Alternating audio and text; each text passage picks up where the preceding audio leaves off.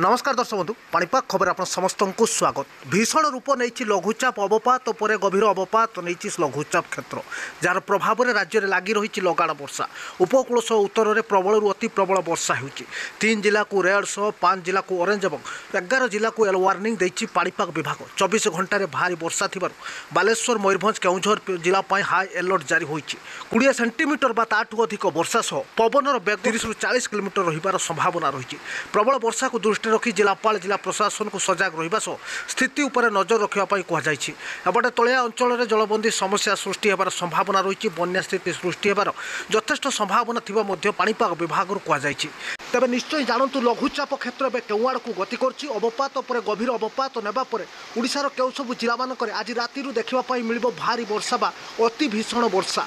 एने भुवनेश्वर पाणीपाग केन्द्र सतर्क रहिबा सह केउ सब जिला मानकु प्रबल अति प्रबल वर्षा नहीं ऑरेंज वार्निंग सह 13 जिला को येलो वार्निंग देछि पाणीपाग केन्द्र।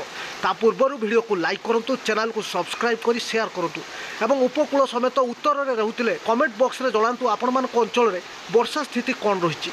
तो भारतीय पाणीपाग विभाग आईएमडी जारी सूचना कहूँ राज्य में देखा मिली लघुचाप प्रभाव में प्रबल वर्षा। आज सकाळू राज्यर अनेक स्थान में होउछि तुहाकु तुहा लगाण वर्षा।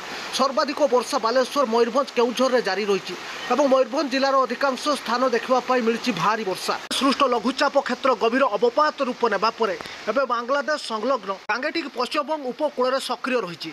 पश्चिमबंगर कानिंग ठारू उत्तर पूर्व दिगरे 90 किलोमीटर दूर में केन्द्रीभूत थिबा बेले यह कोलकाता ठारू पूर्वर उत्तर पूर्व दिगरे 100 किलोमीटर दूर में केन्द्रीभूत थिबा नै सूचना देछि पाणीपाग केन्द्र। जार प्रभाव में ओडिशा रे लागि रही प्रबल अति प्रबल वर्षा।